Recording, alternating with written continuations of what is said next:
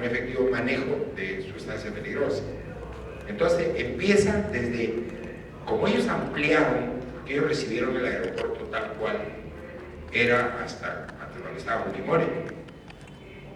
Después de Fujimori vino el gobierno de Toledo, luego ha venido Alan García, entonces, los que van por Lima de vez en cuando o entran al aeropuerto tienen que haberse dado cuenta de lo que ha pasado ahí, pues no era un aeropuertito, ahora es un aeroportazo, porque Chávez tiende a ser el segundo o el tercero de América Latina. Ahora, con el proyecto del nuevo aeropuerto en Pisco, que ya no sería alterno, sino el aeropuerto principal de Perú, abierto en Pisco porque no tiene neblina, no tiene época en que los aviones corren riesgos, que sí corren en Jorge Chávez. Entonces, ya se habla de otras condiciones, se habla de tener un aeropuerto de tipo norteamericano. Muy bien, entonces dice, exclusiva y señalizada, condiciones particulares de la construcción. Piso sólido, lavable, no poroso, estructura sólida, incombustible, con muros y techo liviano con resistencia al fuego, ventilación natural o forzada, extintores bien ubicados, señalización necesaria, demarcación de pasillos, almacenamiento ordenado sobre construcción de qué. Allí ellos están hablando de la construcción de las condiciones ideales para hacer un buen manejo de sustancias. Dice respuestas imprescindibles ante un accidente. Indudablemente que son preguntas, pero dice respuestas. ¿Es peligroso para la salud? Y ahí nomás es binario, es sí, no, nada más. ¿Es inflamable? También es sí, no. ¿Sabemos qué sustancia es? ¿Y conocemos cómo reacciona? Esas son preguntas de cajón que uno se hace cuando trabaja con sustancias peligrosas. Lo más difícil es... Voy a hacer una preguntita. ¿Alguno de ustedes trabaja o está de alguna manera conectado con Maestro o con Sodimac de acá de Trujillo? Ellos reciben una cantidad de materiales que para la mayor parte de gente, pues, la mayor parte son profesionales jóvenes recién salidos de la universidad. Para ellos son materiales desconocidos. Si los han oído, los conocen de referencia nada más, pero ahora tienen que trabajar con ellos, ¿no? Entonces, material, dice, material para hacer el sealing, eso que vemos arriba, indudablemente que debido al tiempo, ¿no? Tengo entendido que lo que está ahí arribita es poliestireno de baja densidad, es altamente combustible. Pero hoy tenemos un poliestireno que es menos combustible que el que estamos viendo arriba, pero ¿lo podemos guardar en cualquier sitio? No. Entonces, esa gente que trabaja en almacenamiento, en los almacenes de Sodimac, de Maestro, de todas esas compañías grandazas que hay ahora que venden material de construcción, enfrentan este problema diariamente, ¿no? Le llegó, oye, ha llegado un camión ahí que trae thinner. ¿Qué thinner es? Thinner, me han dicho a mí. Ah, allá está el otro thinner, llévalo con el otro thinner. Entonces, esas criolladas son las que causan problemas. No, yo no sé si ustedes lo saben, pero ya han habido 2 incendios en el mall. 2 incendios que se han generado, no en tienda, se han generado en almacén. Entonces, es justamente cuando uno o no se hace estas preguntas o no las contesta, y como no quiere darse el trabajo de contestarlas, ahí las deja. Rotulación. ¿Por qué rotular? Porque los envases con sustancias peligrosas son reconocibles fácilmente a distancia. Ahorita vamos a ver qué recomiendan.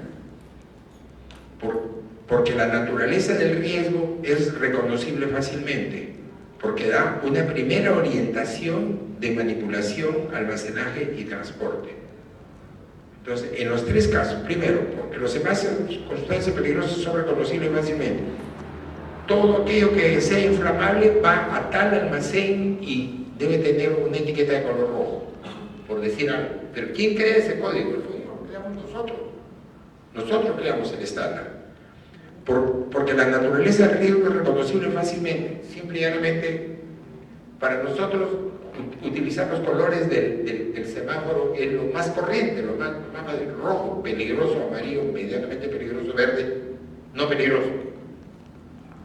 En manejo de materiales vamos a ver que sus colores juegan directamente un rol bien importante, porque da una primera orientación de manipulación, almacenaje y transporte. Si uno lo ve, y uno ya sabe, esto va para allá.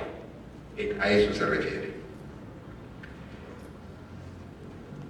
Sistema de identificación. Hay una norma argentina, hay una norma peruana en creación, ya existe una norma peruana, una norma Indecopi, que es bien parecida a la argentina, más argentina que peruana. Y este es el National Fire Protection Association, es la Asociación de Protección Nacional contra Fuegos, esto es americano. Y ahí no está hablando de incendios domésticos, ¿no? Es decir, el incendio doméstico es el menor nivel de incendio que tratan ellos. Ellos hablan de que se les queme un bosque de 60.000 hectáreas y que adentro hay casas y que la gente tiene que salir, urgentemente tiene que ser evacuada porque no se va a morir ahí adentro. Ellos hablan de ese tipo de incendio. Hablan de tipo de incendio como el de la plataforma de lanzamiento de los transbordadores espaciales. 2 veces se ha incendiado esa plataforma. Entonces, no es la misma, pero mejor dicho, 2 plataformas se incendiaron. Se incendiaron con el mismo combustible que usa el transbordador. Entonces, eso lo maneja esto. Esto ahorita vamos a mirar que hay, dentro de este mismo material, está el link para entrar. Ahí está la página web para entrar a mirar ese material. Y este es el número de identificación de la Organización de las Naciones Unidas, ONU. Esta es la norma argentina, clasificación de sustancias peligrosas. Fíjense que arranca con rojos, luego pasa a unos garabatitos que uno muchas veces no los entiende y termina en amarillos. Esto que es negro realmente es verde. Y los códigos de identificación o de equivalencia los da más adelante. Profesor, dígame. ¿podría ampliar la imagen? Porque está en pequeño. ¿Perdón? ¿La imagen la podría ampliar? Claro, claro. Por favor. Encantado.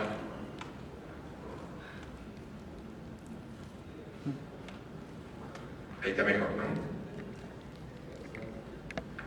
Indudablemente que esto lo podemos ampliar más ya cuando uno tiene el tiempo suficiente para poder leer lo que dice ahí en cada uno de estos letreritos. Eso ayuda muchísimo. Y la norma argentina está en castellano, no está en inglés, así que no hay ningún problema en identificarlo. Ahí empieza a aplicar la misma clasificación de Naciones Unidas. Entonces, clase 1, explosivos, sustancia con riesgo de explosión de toda la masa, sustancia con riesgo de proyección, sustancia con riesgo de incendio. Aquí les dije antes del break, para los argentinos, proyección es concretamente una explosión en la cual la onda expansiva va a hacer más daño que la explosión misma. Eso quiere decir para los argentinos proyección. O sea, explota aquí, pero la onda expansiva va a dañar en un área mucho más grande que donde se produjo la explosión propiamente dicha. Sustancia con riesgo de incendio, sustancia que no presenta riesgos notables, sustancias muy poco sensibles y sustancias extremadamente sensibles. Ahorita van a entender los números, el 1.4, 1.1.1 están indicados ahorita. Miren, a ver, aquí tenemos 1.1, es sustancia con riesgo de explosión de toda indudablemente que el mismo dibujito ya implica una cosa más grave que la del 1.4. 1.4 es sustancia que no presentan riesgos notables. 1.4, explosivos. En clase 2 tenemos gases comprimidos, licuados o disueltos bajo presión, gases inflamables, no inflamables, no venenosos, y abajo están en 2, 3 venenosos. Entonces miren las etiquetas, estas etiquetas son internacionales, solo que los argentinos le han cambiado, le han quitado el inglés y le han puesto castellano. Igualito en la norma peruana. Desgraciadamente la norma peruana no la tenemos en un PowerPoint así como el que estamos viendo. Entonces, gas comprimido inflamable, este es 2. Gas comprimido no inflamable sigue siendo 2. Gas comprimido venenoso sigue siendo 2 por la clase, más no por la subclase, más no por la subclase. Entonces, ahorita vamos a ver la siguiente indicación donde ya uno tiene que ponerse específico e indicar la subclase y el material que contiene ese recipiente o ese contenedor. Clase 3, líquidos inflamables con punto de inflamación menor a 18 centígrados, con punto de inflamación entre 18 y 23 y con punto de inflamación entre 24 y 61. 3.1, 3.2. En la clase 4 tenemos sólidos inflamables. 4.1, sustancias espontáneamente inflamables. Sustancias que en contacto con el agua despiden gases inflamables. Entonces, aquí aparece la clase 444 y lógicamente la etiqueta que va abajo o en algún sitio visible dentro del contenedor. Esta etiqueta es obligatoria, pero es más obligatoria la etiqueta que identifica lo que hay dentro. Oxidantes, peróxidos orgánicos, igualito, sustancias que causan o contribuyen a la combustión, peróxidos orgánicos, compuestos orgánicos, oxidantes. 5.1, 5.2, carburante, ya vimos la diferencia entre el carburante, el que contribuye a la combustión. Clase 6, sustancias venenosas, sustancias infecciosas. Sustancia venenosa por inhalación, ingestión o contacto térmico y sustancias infecciosas. Vamos, déjenme un ratito, yo no sé si ustedes se cansan de verlo, de leerlo, pero aquí dice, por ejemplo, nocivo, estivar lejos de los alimentos, lo cual quiere decir que esto de ninguna manera puede estar cerca de donde hay almacenado el alimento. Veneno, esta es la única indicación que le ponen aquí a todos los fertilizantes químicos, sobre todo los plaguicidas. Fíjense que Trujillo ha crecido y sigue siendo lo que es gracias a Chavimochi. Y lógicamente Chavimochi, al igual que cualquier otra plantación de tipo de cultivo, se manejan sustancias químicas, unas más peligrosas que otras, y el proveedor normalmente le vende a uno el material y le dice en la bolsa, dice el contenido exacto, pero no le pone ningún tipo de precaución. Por ejemplo, ustedes pueden ver, les voy a decir algo, por ejemplo. Nosotros estamos utilizando un producto nuevo que es biodegradable para la uva Red Globe, ¿no? Que se sopla sobre la uva.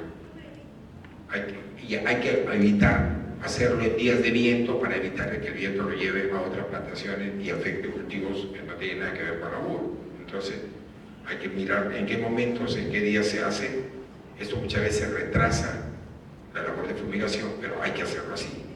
Entonces, se supone que ese producto es biodegradable. Se supone que es biodegradable. Nosotros nunca hemos hecho una prueba física de decir, muy bien, si es biodegradable, a ver, dale una limpiadita con la mano a una uva y cómetela a ver si no te pones verde. No hemos hecho ese tipo de prueba. Todo el mundo lava sus uvas antes de comer. Sin embargo, siendo el producto biodegradable, la bolsa que lo trae es una bolsa especial, ¿no? Trae 15 kilos. Dice el nombre del producto, el producto químico, y dice el nombre comercial. Y como hay un letrerito abajo que dice producto biodegradable, no le pone veneno. Bueno, nosotros comenzamos a utilizar ese material y ustedes saben que los zorros comen uva. Bueno, ustedes imaginen la cantidad de zorros que hay. Nosotros no matamos los zorros silvestres. entran y comen uva y comenzaron a aparecer zorros muertos. Entonces la gente que trabaja campo reportó, no, hay zorros muertos, pero alguien le está disparando o le están tirando de los fondos vecinos, nada. Entonces comenzamos a conversar con los vecinos que estaban utilizando el mismo material de nosotros para fumigación y también tenían zorros muertos. Es más, no solamente zorros, hay animalitos propios de la zona que habían empezado a aparecer muertos. Entonces, y todo coincidía con el uso del biodegradable. Resulta que es biodegradable en la medida que permanezca seco.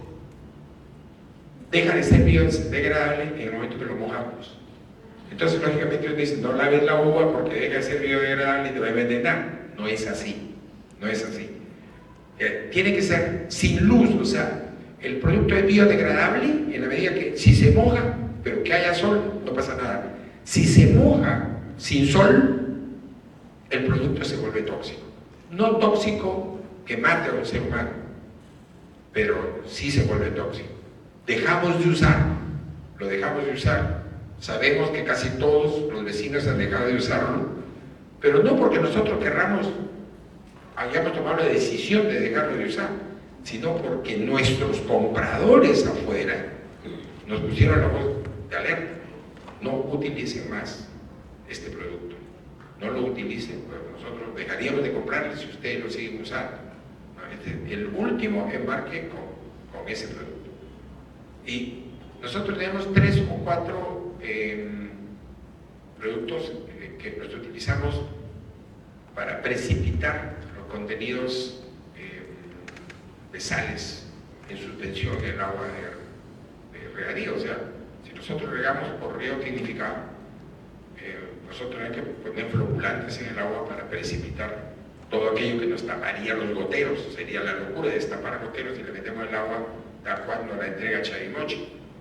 Entonces, pero resulta que esos floculantes, a su vez, hay floculantes que son totalmente inocuos, pero cuestan 5. Hay unos que no son tan inocuos, que cuestan 4. Y hay unos que no son nadita inocuos, que cuestan 2. Entonces la gente se pregunta, pero espérate un ratito, si esto simplemente no tiene por qué afectar a la gente, porque no tiene por qué afectar a la gente. Si yo lo que estoy haciendo es quitándole turbidez al agua con la que yo voy a regar, y esa agua que voy a regar se la va a tomar la parra y se la va a pasar a la uva. Entonces, definitivamente, ese tipo de elucubración, ese tipo de preguntas hay que hacerlas. Fíjense, nosotros con el tiempo y por la experiencia hemos llegado a la conclusión de que normalmente resulta siendo una locura creerle al fabricante. El fabricante, por vender, no le dice a uno cuán peligroso es el material que está vendiendo. Y como gastaba plata en hacer diseño y desarrollo de su producto, cuando lo sacan al mercado, no sé cuántos remedios tenemos así que nosotros lo tomamos y los efectos laterales o colaterales que producen algunos remedios son gravísimos y están puestos con una letrita bien chiquita en la información que viene con el remedio. Si eso ocurre con remedios, imagínense qué no ocurre con pesticidas. Entonces, el etiquetado, este tipo de... es mejor exceder, si bien es cierto hay una norma que dice cómo se debe etiquetar, qué se debe poner, también es mejor excederse un poco, porque en nuestra realidad tenemos gente en el campo que nosotros anda atrás de 20 bolsas de tal producto y va y lo carga y todo, y por ahí se rompió una bolsa, se le manchó la mano con el polvito y hace esto nada más, pues se chupa la mano. Y esa cosa hay que ponerse bien claras, por colores, y hay que capacitar a la gente indudablemente. Este tipo de rotulación, aquí por ejemplo dice sustancia infecciosa en caso de derrame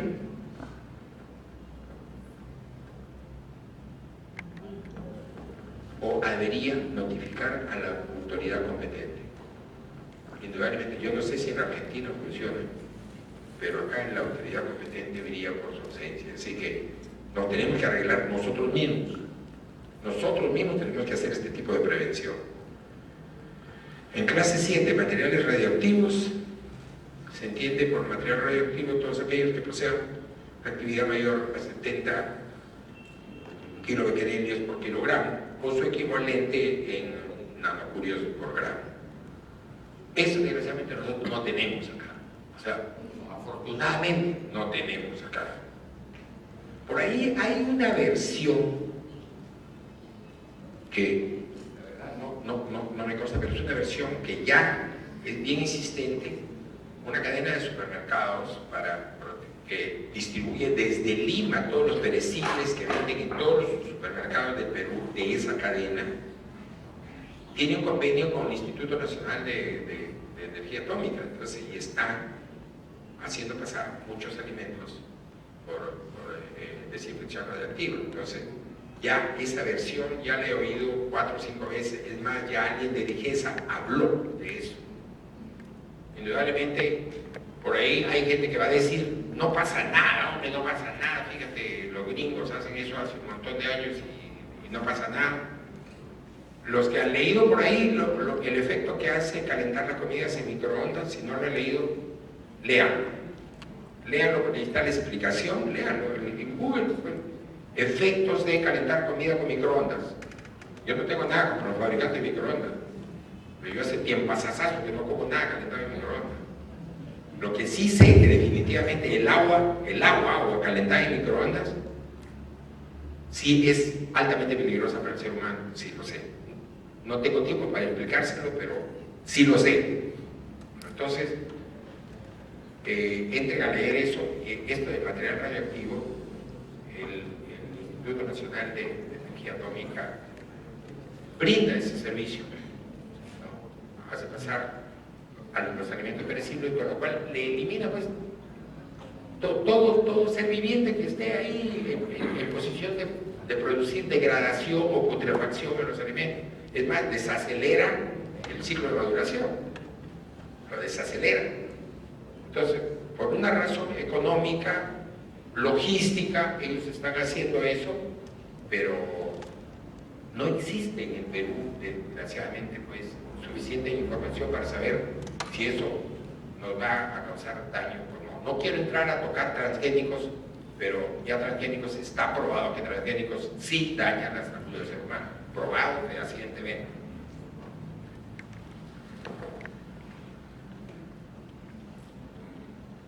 Clase 8, sustancias corrosivas, sustancia que causa una necrosis visible de piel o corroe el acero o el aluminio. Por ejemplo, la Coca-Cola. Cuando quieran limpiar un perno oxidado, métanlo en un vaso con Coca-Cola de la noche para la mañana y al día siguiente esté limpiecito el perno. Así que ya saben lo que nos ocurre adentro cada vez que nos metemos una Cuba libre, ¿no? Nos dejan limpiecitos por dentro. Clase 9, misceláneos. Fíjese que acá le llaman clase misceláneos en la clasificación de organización de ONU. No dice misceláneo. Perdón.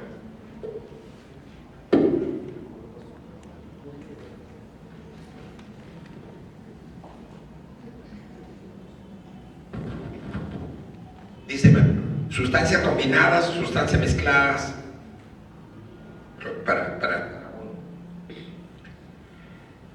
Esta es la compatibilidad para la norma argentina. Aquí, en este cuadrito que es de doble entrada, nos muestra qué es compatible con qué y qué no es compatible. Entonces, indudablemente, A dice, pueden almacenarse en la misma bodega con una separación mínima de 4 metros, todos los A. B, pueden almacenarse en la misma bodega con una separación mínima de 12 metros. Entonces ya la cosa pues, se pone grave, ¿no? Separación mínima de 12 metros, pueden necesitar pues, todo un canchón para poder. Entonces lo mejor es simple y llanamente llevarlo a ambientes separados.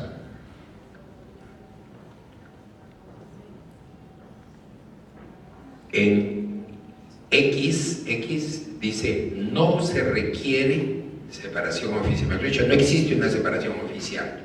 No existe.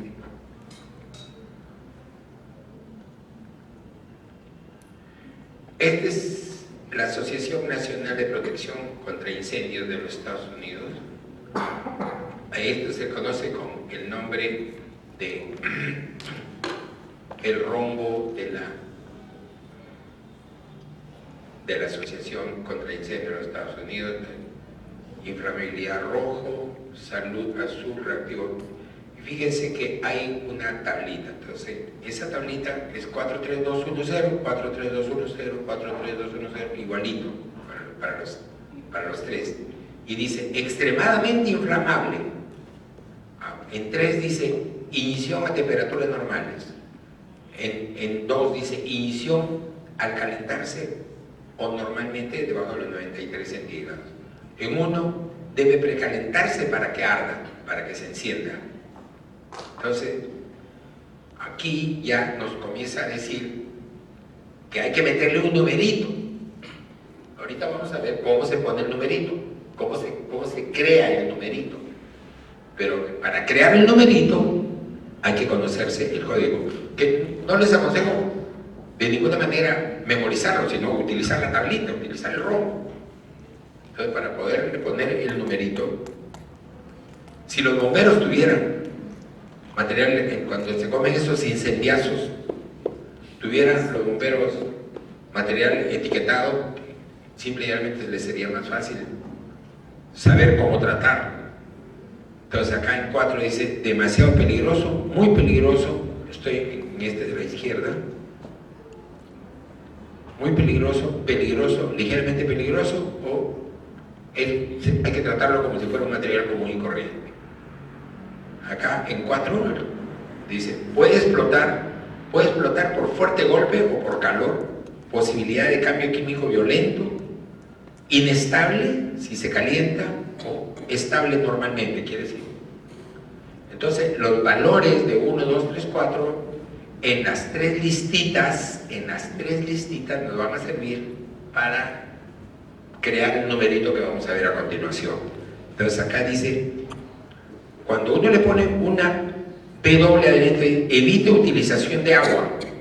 O sea, ese incendio se debe apagar con espuma, con CO2, con cualquier otro material menos con agua. Entonces, OX quiere decir oxidante. Entonces, eso completa la señal. Ahí está el numerito. Entonces, clasificación.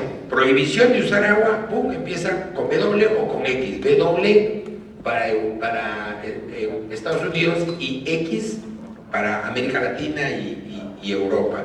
Riesgo de la sustancia, aquí está. Entonces, 4, 2, 3.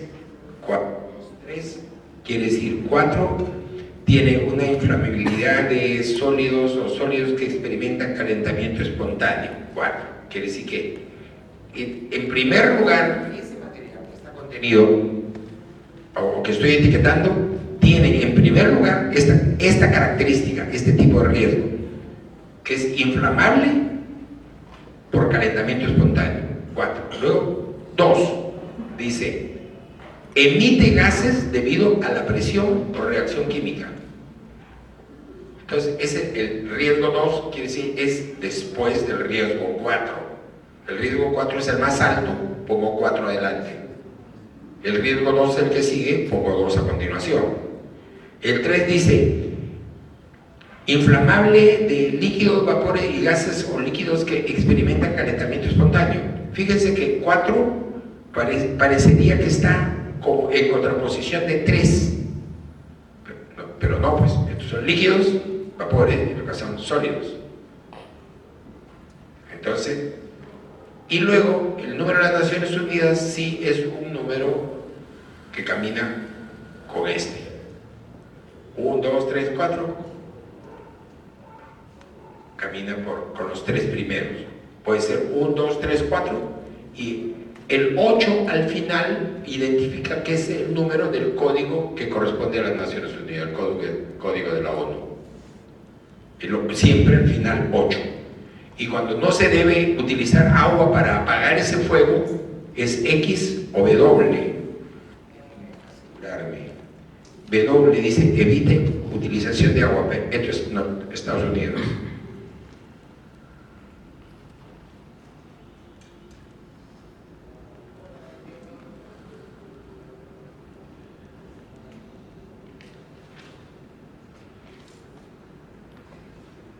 y esta es América Latina. X es América Latina y Europa también. Entonces, esa etiqueta con los numeritos, indudablemente, yo estoy seguro que todos ustedes tienen en su mente lo siguiente, ¿no? Oye, hay un incendio y yo voy a ir a ver, chica, ¿qué numerito tiene lo que se está quemando? La gente que trabaja en manejo de fuegos, la gente que trabaja, no es que se lo sabe de memoria, sino que tiene el hábito de trabajar con los números. Entonces necesita ver o el color del empaque, o si alcanza a ver el número, alcanza a ver el número, ese numerito. Le digo numerito, pero es un numerazo. Y debajo de la etiqueta que dice, por ejemplo, veneno, ahí tiene que estar el nombre del producto, pero no el nombre químico. Muchos de nosotros pues, no estamos familiarizados con el nombre químico, es el nombre común. Si es hipoclorito de sodio, pónganle lejía, se acabó el problema. Entonces, si no le vamos a poner, por ejemplo, carburante de 84 tamo, no, pues ponle gasolina de 84. Entonces, tenemos que ir, en primer lugar, la obligatoriedad de ponerlo en nuestro idioma, y segundo, utilizar el nombre, la denominación común, eso que todos usamos. Eso está recomendado acá. Almacenar y manejar en planta. Se debe mantener una carpeta con las fichas de manejo de los riesgos, la planta se debe mantener limpia, sin derrames, etc. Los tambores cerrados. Hay algunos que exigen una bandeja, por si se derrame, que eso no caiga al piso, sino que caiga a la bandeja. Los productos se deben ordenar por tipo de producto siguiendo las especificaciones de la ficha de manejo. La ficha de manejo es la unión de la primera banderita, si es peligroso o no peligroso, qué tipo de peligro, luego el nombre común del producto y el número abajo. Se deben seguir los procedimientos de manejo y emergencia respectivos. Vamos a darle una miradita a esto. Fíjense que aquí tenemos un anaquel donde hay, 1, 2, 3 niveles. Dice, envases cerrados y clasificados, dice al centro arriba. Equipo de emergencia está pegado ahí atrásito, por si hay algún incidente aquí con ese equipo. Acuérdense que todo esto es fuego, es incendio nada más. Estamos viendo la norma de incendio. Entonces, equipo de emergencia quiere decir que es un extinguidor que debe utilizar como sustancia extinguidora el ideal o lo recomendado para el tipo de material que está aquí. Entonces, piso libre de derrames, ficha de manejo. La ficha de manejo normalmente es donde nosotros vamos apuntando cuánto entra, cuánto sale, cuánto queda. Es como un Cardex. Saber cuánto hay ahí adentro.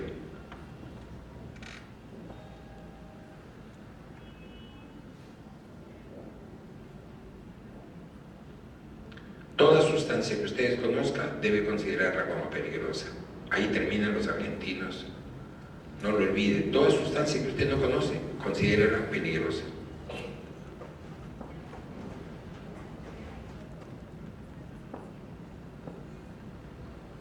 Y ahora miremos cómo funciona esto en la realidad. Procedimiento de identificación, manejo y almacenamiento de peligrosos. Vamos al índice, este es Lima Partners.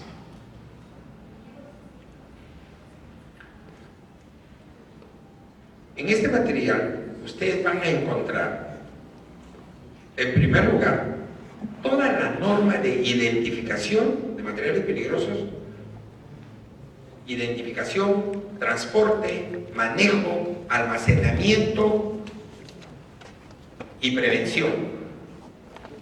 Toda la norma está completa ahí y empieza desde el momento en que se comenzó a construir la segunda etapa de Jorge Chávez. O sea, desde la construcción. ¿Qué materiales van a entrar aquí para que este aeropuerto, ahora es de este tamaño, sea dentro de 3 años del tamaño que creemos que debe quedar.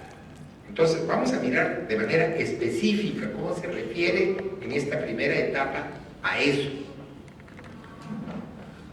El presente procedimiento tiene que establecerlo para la correcta identificación, en primer lugar, almacenamiento y manipulación de todos los materiales peligrosos que los contratistas utilicen, o sea, los contratistas que iban a construir la segunda etapa del aeropuerto, utilicen en el desarrollo de sus trabajos dentro del, entonces, Aeropuerto Lima Jorge Chávez, ¿no? ALJC.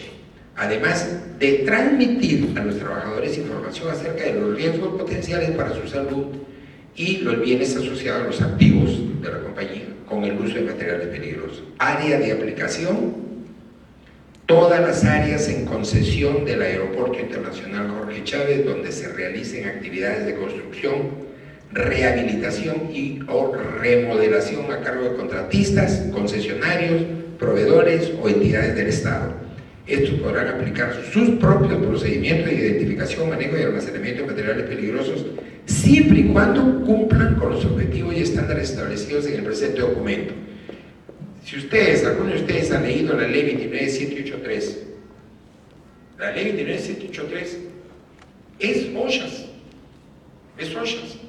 es más, no en el reglamento, en la ley misma dice, si alguna compañía ya tiene implementado un sistema de gestión, de prevención de accidentes laborales y enfermedades ocupacionales, de reconocimiento internacional, lo único que deberá hacer es adaptar ese sistema de gestión a la presente ley, para lo cual utilice el reglamento, que es el decreto supremo 005. Entonces, ellos están diciendo exactamente lo mismo. Aquí pueden venir proveedores, contratistas, etcétera, etcétera, etcétera, y ellos pueden tener su propio código de manejo. Ellos pueden manejar inclusive otro orden, otra en la numeración, pueden manejar otros colores, pero fíjense que Lima Partners le pide siempre y cuando cumplan con los objetivos y estándares establecidos en el presente documento.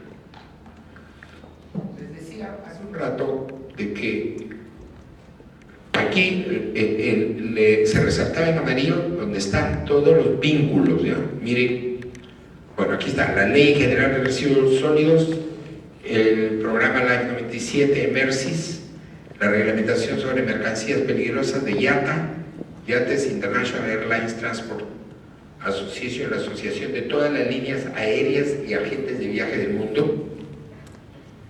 El anexo 18, OASI, transporte sin riesgo de mercancías peligrosas, pero lo que les he resaltado es realmente lo que vale la pena que ustedes miren, y está en castellano por si acaso. Guía de respuesta a emergencias del Departamento de Transporte de Estados Unidos. Esa guía de emergencias del Departamento de Transporte de Estados Unidos se refiere específicamente a todos los peligrosos que se mueven dentro de los Estados Unidos. Mejor dicho, ¿cuáles? Todos. Y da la guía de manejo. O sea, esto debe manejarse así. Entonces, y ahí está el link para que ustedes puedan entrar ahí. Abajo está la Ley General de Hidrocarburos, eso es Ministerio de acá del Perú, la norma FPA, el sistema de normas, el International Finance Corporation, que es el brazo financiero del Banco Mundial, es el IFC, el famoso IFC. El IFC es el que financia los grandes proyectos de desarrollo en los países de todo el mundo. ¿Qué le digo? El Banco Mundial es el que está a través del IFC, que es International Finance Corporation, es el brazo financiero del Banco Mundial. Entonces, es el que, por ejemplo, está o va a financiar las 2 nuevas hidroeléctricas a las cuales hay gente que se opone aquí en Perú, porque dice que va a beneficiar a Brasil y a Perú, y que va a haber que modificar la carretera porque va a inundar 2 pueblos que van a desaparecer, los van a tapar con agua. Entonces, Ese dinero lo da el Banco Mundial a través de IFC, pero lógicamente, antes de dar esa plata, el IFC dice, vamos a hacer un análisis de riesgos. ¿Por qué? Porque imaginen qué responsabilidad sería de nosotros. La plata no es de nosotros, la plata de todos los países del mundo que aportan su plata ahí para formar el fondo del Banco Mundial. Los países pobres no damos, pero los países ricos sí dan. Y eso son cuotas establecidas. ¿Qué pasaría si el IFC financia un proyecto sin haber hecho un análisis de riesgo previo y el proyecto falla o colapsa por simple y llanamente no haber tenido la precaución de analizar riesgos inherentes al proyecto mismo? Entonces, ¿qué ha hecho el IFC? Ha creado su propio modelo, una guía para identificación de riesgos. Entonces, y es tan amplio como lo que estamos viendo, solo que está más referido al dinero. Ellos dicen, si en esta obra vamos a poner 4 millones, el análisis de riesgo que hagamos no deberá costar más allá de 10% de lo que vamos a meter, o sea, $400,000. Pero si el proyecto al cual vamos a financiar supera los $1.500 millones, entonces, el nivel de profundidad que le vamos a dar al estudio de análisis de riesgos puede llegar hasta un 25-30% del monto de inversión. Ese es el caso de Refinería Talara. Recuerden que Refinería Talara lo va a financiar el Banco Mundial. Entonces, a través del IFC. Y el IFC, indudablemente, se está tomando todititas sus seguridades. ¿Y por dónde las toma? Al IFC no le preocupa de que alguien se robe la plata, así como hacen los municipios distritales o provinciales. Eso lo cuida el SNIP, el Sistema Nacional de Inversión Pública. No. A ellos no les interesa eso. El que responde es el país. Si el Banco Mundial o el IFC le prestan plata a un país para un determinado proyecto y alguien se hace el vivo y se lleva la plata, el Banco Mundial se lo va a cobrar al país de todas maneras. El país va a pagar esa plata. ¿Cómo se arregla el país con el ladrón? Y esa es otra cosa.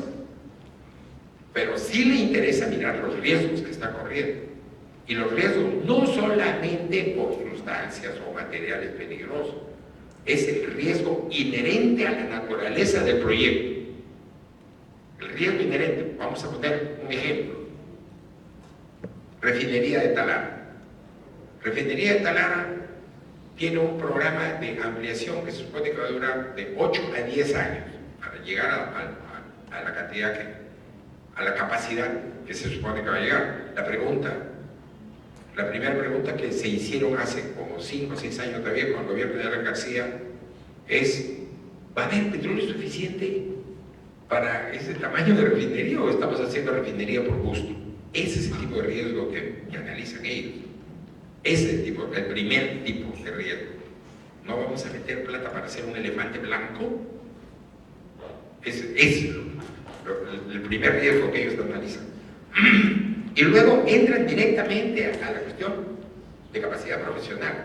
La gente que va a manejar este proyecto tiene las competencias profesionales necesarias para conducir este proyecto, o vamos a tener que traer expertos de otras naciones para crear un cuadro de expertos que maneje el proyecto aquí, porque dentro del país no hay gente que domine el tema con la suficiente experticia.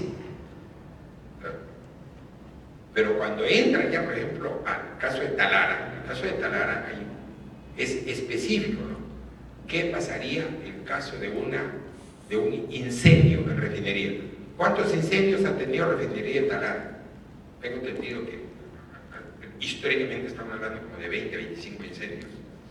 Yo tengo mi cuñado casado con la última y mis hermanas, que tiene un montón de años trabajando ahí. Él es uno de los que está manejando el proyecto de ampliación, y por eso es que me atrevo a hablar de estas cosas, porque yo converso con él de estas cosas. Entonces, pero han sido incenditos, pues incendios. Entonces, un incendio de magnitud que llegue a alcanzar uno de los tanques de almacenamiento, no de crudo, de los tanques de almacenamiento de productos terminados, son mucho más volátiles, sería mortal para Talana. Es por eso que apenas los productos terminados quedan listos, se bombean hacia la planta de ventas que queda en el tablazo de Talana. Ahí no almacenan nada. Por batch se completa una cantidad, lo bombean directamente a planta de ventas que está arriba. O sea, si algo pasa, pasa en planta de ventas, no pasa en la refinería de Talara que está en el corazón de Talara. Pues dígame. Primero, una consulta. ¿Y estas empresas petroleras que están haciendo protecciones en el zócalo continental marino, acá, por ejemplo, ya se habla del uso de Salaverde? Hace años. No, actualmente. No, pero hace años que se viene hablando de petróleo en Salaverde. Pero ya físicamente ya creo que ya tiene preinstalada una plataforma, dice, afuera, ¿no? 50 días, según la de los mismos generadores. ¿Cuál es su pregunta? ¿Quién financia estas empresas? Es inversión privada. Es inversión privada. Sí, es inversión privada. Uy, sobre eso podríamos hablar un montón de cosas. La cantidad de gas que se ventea en operaciones noroeste es increíble. Diariamente se ventean miles de metros cúbicos de gas, porque las compañías que recibieron los contratos, que están operando, no me atrevo a decir nombres, porque son conocidísimas, no han hecho ni un medio de inversión, están todavía trabajando con los equipos que heredaron de International Petroleum Company cuando yo era soltero. Imagínense. Ese problema porque no debería afectar al ecosistema marino, definitivamente no, porque no hay recursos ya prácticamente en estas alturas de pesca de costa. Y, a ver, eso, quiero entenderlo. ¿Usted cree que se debe a que la plataforma marina de una u otra manera está afectando la presencia de recursos ahí? Porque hablan de que hacen perforaciones y esas formas terapéuticas afectan ecológicamente al ambiente marino, ¿no? Al ecosistema, definitivamente. A ver, se lo voy a contestar con datos exactitos, ¿ya? Para que usted, con información fidedigna. De todos los estados de los Estados Unidos, el que más pesca produce es Luisiana. Luisiana, su capital es Baton Rouge. ¿Dónde pesca Luisiana? En el Golfo. Ese liderazgo de Luisiana como el estado más productor de pesca en los Estados Unidos lo tiene desde cuando yo tenía 10 años, 12 años. Muy bien. Y esa cosa no ha cambiado, no ha cambiado. O sea, no había cambiado hasta el derrame de British Petroleum. Ahora, la pregunta es, ¿qué le hace más daño al ecosistema pesquero? ¿La existencia de las plataformas petroleras o la sobrepesca indiscriminada o la sobrepesca o la pesca ilegal? Le voy a decir lo siguiente. Si usted considera la cantidad de plataformas petroleras que hay en el Golfo de México, comparadas con las que hay en el Perú, es un chiste lo que hay en el Perú. Son 100.000 contra 50, por decirle algo. Entonces, y el ecosistema marino en el Golfo de México, que es el que agarra a Estados Unidos desde Key West hasta Nuevo México, no ha sido afectado. No ha sido afectado, no había sido afectado hasta el derrame de British Petroleum. Entonces, lo que está afectando a la pesca ahí es que las embarcaciones industriales